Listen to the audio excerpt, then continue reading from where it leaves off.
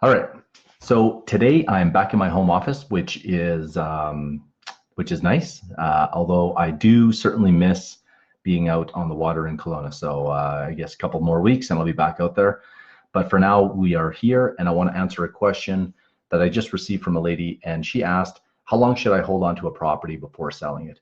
And I didn't get, unfortunately, the full context of what her goals are, um, because it was a short question.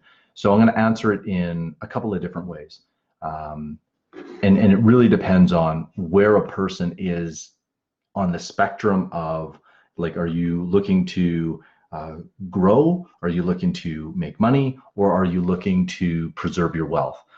Because depending on where you are, what stage you're at, and I did I think a 45-minute podcast and video on that specific, like the different categories in terms of where you might be, will likely dictate how long you should be holding a property. If you are in the legacy phase, which is holding on to properties for a long time, or the legacy phase, essentially, you're likely buying what I would call core assets, meaning you're buying assets that are going to maybe be passed on to your kids, and they are in like class A locations where for the next 20 to 50 years, you never have to worry about them.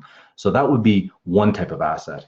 Another type of asset, which is a development that I'm doing right now, I'm uncertain as to how long I'm going to buy, how long we will hold that property. And the reason for that is it's going to depend a lot on the type of tenants we get.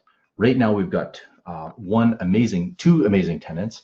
And if we get two more kind of core tenants that have kind of 10 to 15-year leases where the income is certain for that amount of time and I have rent steps, then I'll likely hold on to the property even longer. However, if the tenants are maybe not as credit worthy as I would like them to be, and cap rates are still very low, then I may be opportunistic and sell.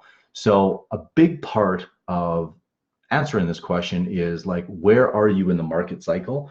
I don't think I did a full podcast on that yet, but I think that I will, because timing the market, I don't believe that you can time the market, but you can certainly, especially in commercial real estate, you can certainly see where you are in the market. And there's actually some very good resources, more in the US than in Canada, actually, that kind of show where on the cycle you are, whether you're in recovery, growth, topping out, or in decline.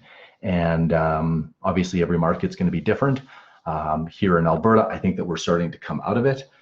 If you're in the US and most of the major centers that I'm looking at right now, I feel that you're probably near the top for certain asset classes, right? I mean, if you're looking at multifamily, you might be near the peak. That's just my perspective and some of the research that I'm reading.